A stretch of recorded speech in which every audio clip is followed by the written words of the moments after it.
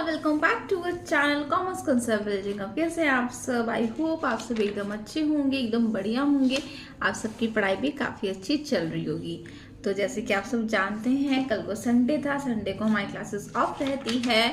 तो आज मंडे, आज से हम अपनी क्लासेस को कंटिन्यू कर रहे हैं। तो आपको याद होगा सैटरडे की क्लास में मैंने आपको पढ़ाया था financing decision, dividend decision basically क्या होता है। ठीक है, तो हमारे तीनों जो मेजर डिसीजंस होते हैं फाइनेंशियल मैनेजमेंट के, वो हमने वाइंड अप कर लिए थे। आज हम स्टार्ट करेंगे कैरेक्टरिस्टिक्स ऑफ मॉडर्न अप्रोच। देखो यहाँ पे हम बेसिकली जो हमने मॉडर्न अप्रोच के बारे में हमने मीनिंग में पढ़ा था, उसी को यहाँ पे और एक्सपेंड करके समझाया गया। पॉइंट्स मतलब चीज़ें वही हैं, बस थोड़ा पॉइंट्स में यहाँ पे और उसको डिफाइन किया गया है। ठीक है, तो स्टार्ट करते हैं। फर्स्ट है आपका मोर एम्फोसाइजेस ऑन फाइनेंशियल डिसीजन। देखिए मॉडर्न कंसेप्ट में, मॉडर्न अप्रोच में हमने देखा था कि ज़्यादा फोकस हमारा फाइनेंशियल डिसीजन पे होता है। और ये सारे जो डिसीजंस होते हैं रिगार्डिंग टू अवर फाइनेंस, यहाँ पे हम उसको ज़्यादा फोकस करते हैं। ट्रेडिशनल अप्रोच में ज़्यादा फोकस नहीं किया जाता था। ज़्यादा भी क्या मतलब बहुत ही मिनिमल फोकस वहाँ पे होता था, या फाइनेंस की वहाँ पे ठीक से बात कर पाते थे। लेकिन मॉडर्न अप्रोच में फाइनेंस की ही बात होती है, क्योंकि यहाँ पे इन लोगों का ये मानना है क्योंकि अगर आपके पास कम फाइनेंस है, ठीक है, और अगर आप उसको वेस्ट कर रहे हो तो आपका जो बिजनेस है कल डूबता डूबता आज डूब जाएगा। तो फाइनेंशियल मैनेजमेंट बहुत ज़्यादा इंपॉर्टेंट है। फाइनेंस को मैनेज करना बहुत ज़्यादा इंपॉर्टेंट है। ठीक है, as compared to the traditional approach, modern approach is less descriptive and more analytical. Traditional approach में हर चीज़ को मतलब हर चीज़ को भी क्या मतलब वहाँ पे सिर्फ हम ये बोलते थे कि हम लोग लॉन्ग टर्म फाइनेंस के बारे में बात करते थे, ठीक है ना, या जो स्पोरेडिक इवेंट्स होते थे हम उसके बारे में बात करते थे। लेकिन यहाँ पे मॉडर्न अप्रोच पे यहाँ पे हम हर चीज़ के मतलब हर चीज को डिस्क्राइब नहीं कर रहे हैं, हम हर चीज को एनालाइज कर रहे हैं, एक प्रैक्टिकल फॉर्म में हम समझने की कोशिश कर रहे हैं। ठीक है ना, हम यहाँ पे इल्यूजन्स पे नहीं काम करते, हम एनालाइज करते हैं, डेटा के ऊपर हम काम करते हैं। Due to increasing size of business and competition, क्योंकि आज के टाइम में बिजनेस बहुत ज़्यादा बढ़ रहा है, बहुत ज़्यादा कंपनीज आ रही हैं बाजार में, बहुत ज़्यादा कंपटीशन हो रहा है। Business management can't afford to take decision based on क्या बोलते हैं, मैं भूल गई, इंस्टीट्यूशन, ठीक है ना, इंट्यूशन। कभी कभी ना वर्ड मुंह में रह जाता है और कुछ ना कुछ ही निकल जाता है। इंट्यूशन जिसको हम बोलते हैं ना कि मेरी गट फीलिंग ये बोल रही है, मेरी गट फीलिंग ये बोल रही है, मेरी अंदर से इंट्यूशन ये आ रही है। तो यहाँ पे बोल रहे हैं कि यहाँ पे क्योंकि कंपटीशन बहुत ज़्यादा है, तो आप बिजनेस को मैनेज सिर्फ अपनी इंट्यूशन पे डिसीजन नहीं ले सकते कि मेरा मन ये बोल रहा है कि मुझे ये वाला काम करना चाहिए। आप डिसीजन ऐसे नहीं ले सकते सिर्फ बेस्ड ऑन योर इंट्यूशन। ठीक है ना, you have to make proper approach and you have to do proper analyse, ठीक है ना, of various things regarding to your business.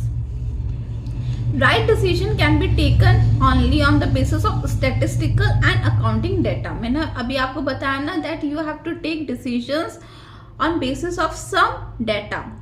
एक तो हो गया आपका स्टैटिस्टिकल एंड अकाउंटिंग डाटा, दोनों डाटा के बेसिस पे you have to take decisions.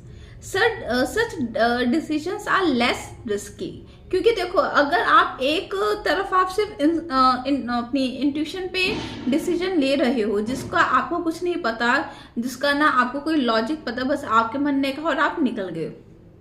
लेकिन अगर आप डिसीजंस अपने बहुत एनालिटिकल तरीके से लेते हो, बहुत सोच समझ के लेते हो, तो वो डिसीजंस बहुत कम रिस्की माने जाते हैं। Second is financial management as an important component of business management. अभी मैंने आपको बताया कि फाइनेंस को मैनेज करना बहुत ज़्यादा इम्पॉर्टेंट कंसेप्ट है बिजनेस मैनेजमेंट के लिए, ठीक है ना। इसी वजह से हम फाइनेंस मैनेजर को हायर करते हैं, ठीक है ना। और एक परफेक्ट फाइनेंस मैनेजर को हायर करना सबकी एक चाहत होती है हर कंपनी की, कि हमें एक अच्छा फाइनेंस मैनेजर मिले जिसके पास नॉलेज हो, एक्सपीरियंस हो, क्योंकि सारा फाइनेंस से रिलेटेड हर चीज, हर डिसीजन फाइनेंस मैनेजर पे ही डिपेंड करती है। Under the traditional approach of finance function, financial manager was not considered to be significant in decision making. यहाँ पे हमने ट्रेडिशनल अप्रोच में भी देखा था कि अगर आपकी कंपनी कोई भी फाइनेंस से रिलेटेड डिसीजन ले रही है तो वहां पे फाइनेंस मैनेजर को उसको फाइनेंस मैनेजर को इम्पोर्टेंस नहीं दी जाती थी, उसके डिसीजन को या उसका पर्सपेक्टिव जानने की कोशिश नहीं की जाती थी।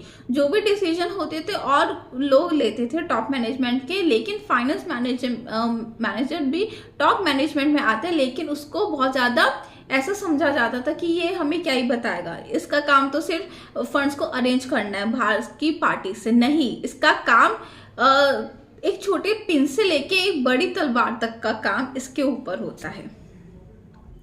But now he is considered an important part of business and he affects the important decisions of the business. लेकिन मॉडर्न अप्रोच में इसको बहुत ज़्यादा इम्पॉर्टेंट पार्ट माना गया है बिजनेस का, ठीक है ना। और ये इसका जो डिसीजंस होते हैं वो नेगेटिव और पॉजिटिव दोनों तरह से अफेक्ट करते हैं आपके बिजनेस को। थर्ड, आपका continuous function. Under traditional approach, financial management was used to arrange funds for sporadic events only, but under the modern approach, financial management is continuously activity and a financial manager has to take various routine financing decisions also. देखो, traditional approach के अंदर मैंने आपको बताया था ना कि हम फाइनेंस का मतलब जो भी हमारा फाइनेंशियल मैनेजमेंट में जो हम बेसिक डिसीजन लेते थे या जो हम फंड्स को अरेंज करते थे वो सिर्फ हमारे स्पोरेडिक इवेंट्स के लिए होते थे। जैसे मर्ज हमें करनी है कंपनी तो हमें कितने पैसे चाहिएंगे, लिक्विडेट करनी है हमें कंपनी तो कितने पैसे चाहिएंगे, इनकॉर्पोरेट करनी है हमें अपनी कंपनी तो कितने पैसे चाहिएंगे। सिर्फ हमारा जो फंड्स को अरेंज करने का जो मोटिव होता था वो सिर्फ यही होता था कि हमें इन सब एक्टिविटीज में कितना पैसा लगने वाला है। वर्किंग कैपिटल से हमारा कुछ लेना देना नहीं था। लेकिन मॉडर्न अप्रोच के अंदर फाइनेंस मैनेजमेंट को एक कंटिन्यूअस एक्टिविटी बोला जा रहा है और ये बोला जा रहा है कि फाइनेंस मैनेजमेंट के अंदर हम वर्किंग कैपिटल को भी इंक्लूड करते हैं, ठीक है ना।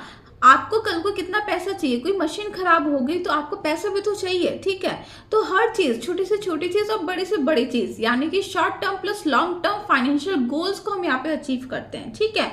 और फाइनेंशियल मैनेजर का ये आपका उसका डेली रूटीन का काम होता है हर चीज को एनालाइज करना और उसके रिगार्डिंग फाइनेंसिंग डिसीजन वो लेता है, ठीक है ना। ऐसा नहीं है सिर्फ आज वो एक डिसीजन लेके बैठ गया और बस उसने आज देख लिया कि अच्छा कंपनी में ये काम चल रहा है, हमें इस पार्टी को इतना पैसा देना है, इस पार्टी से हमें इतना पैसा लेना है, और फिर एक साल बाद फिर आके देख रहा है या 2-3 महीने बाद फिर आके देख रहा है। नहीं, आपकी कंपनी डूब जाएगी। फाइनेंस मैनेजर का जो काम होता है वो एक कंटिन्यूअस वे में होता है, ठीक है ना। आप किसी चीज को मैनेज कर रहे हो तो आपके ऊपर एक रिस्पॉन्सिबिलिटी है that you have to manage it through the end, ठीक है ना। स्टार्टिंग से एंड तक जब तक बिजनेस चल रहा है तब तक आपकी रिस्पॉन्सिबिलिटी है that you have to just keep on eyes overall the activities regarding to finance management, ठीक है। तो आई होप आपको ये चीज क्लियर हो गई हो। फिर है आपका फोर्थ है आपका ब्रॉडर व्यू। मतलब ये लोग बोल रहे क्योंकि मॉडर्न कंसेप्ट में हम सारी चीजों को लेके चल रहे हैं, हम सारी चीजों की बात कर रहे हैं, ठीक है ना।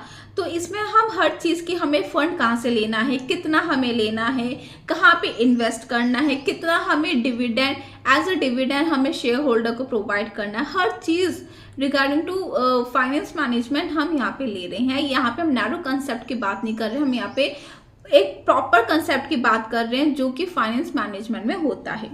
The modern approach to finance function expresses broader view as it gives much importance to the optimum use of finance along with the procurement of funds. देखो, जब बात आती है कि आपको सही से काम करना है, प्रॉपर यूटिलाइजेशन करना है आपको फंड का, तो आप उसी हिसाब से सारी एक्टिविटीज करोगे। ठीक है, फॉर एग्जाम्पल आपको किसी ने कह दिया कि आपको 12th में 95% के अराउंड आपको लेके आना है। ठीक है, आपका एम है, तो आप उसी हिसाब से आप अपने सारे काम करोगे, वही आप सारे पॉजिटिव एक्शन लोगे कि जिससे आप अपना गोल अचीव करो। ठीक है, आप कोई गलत काम तो करोगे नहीं ना, आप किसी दूसरे डायरेक्शन में जाओगे। जो आपका जो एम है, आप उस एम को अचीव करने के लिए जो भी आप स्टेप्स ले सकते हैं, आप वो सारे स्टेप्स लोगे। ठीक है, तो कहते हैं ना कि जब हमारा एम अच्छा होता है तो जो जितने भी हम स्टेप्स उठाते हैं उस एम को कंप्लीट करने के लिए, वो भी हमारे अच्छे होते हैं। ठीक है,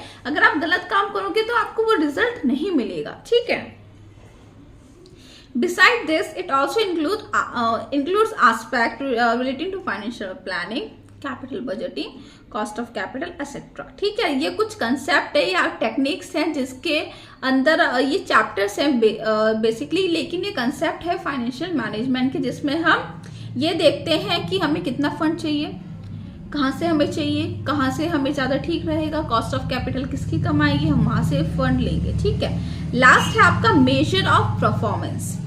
Financial decision also affect the performance of business.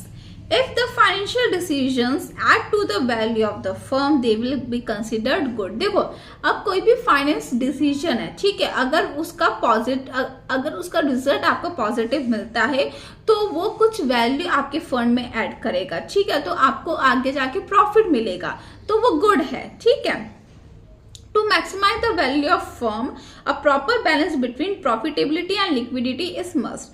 तो ये एक अलग कंसेप्ट है कि वैल्यू ऑफ फर्म बेसिकली क्या होती है, लेकिन यहाँ पे लिखा है कि अगर आप वैल्यू ऑफ फर्म को अचीव करना चाहते हैं या मैक्सिमाइज करना चाहते हैं, अच्छी वैल्यू ऑफ फर्म बनाना चाहते हैं, तो आपकी जो प्रॉफिटेबिलिटी और जो लिक्विडिटी है उनका एक प्रॉपर बैलेंस होना बहुत ज़्यादा ज़रूरी है। ऐसे नहीं होना चाहिए कि प्रॉफिटेबिलिटी ज़्यादा है, लिक्विडिटी कम है, तो उस केस में आपकी नो डाउट फर्म की वैल्यू ज़्यादा होगी, लेकिन वो एक प्रॉपर बैलेंस में नहीं होगी। और अगर आपका लिक्विडिटी कम है, लिक्विडिटी ज़्यादा है, प्रॉफिटेबिलिटी कम है, जब तो आपको नुकसान है। ठीक है, modern approach to finance function explains that the maintenance of this balance in profitability and liquidity is the main function of the financial management. तो मॉडर्न अप्रोच यही है, हमें बताता है या एक्सप्लेन करता है कि प्रॉफिटेबिलिटी और लिक्विडिटी के बीच में हमें एक प्रॉपर बैलेंस मेंटेन करना चाहिए। इसी चीज़ से हम अपना फाइनेंशियल मैनेजमेंट का जो ऑब्जेक्टिव है वो हम अचीव कर पाते हैं। तो ये थे characteristics of modern approach. I hope आपको ये सारे कैरेक्टरिस्टिक्स समझ में आए हो। तो अगर फिर भी आपको कोई डाउट या कन्फ्यूजन होता है तो आप आराम से कमेंट सेक्शन मुझसे पूछ सकते हैं। तो फिर अब हम मिलेंगे कल की क्लास में, तब तक के बाय।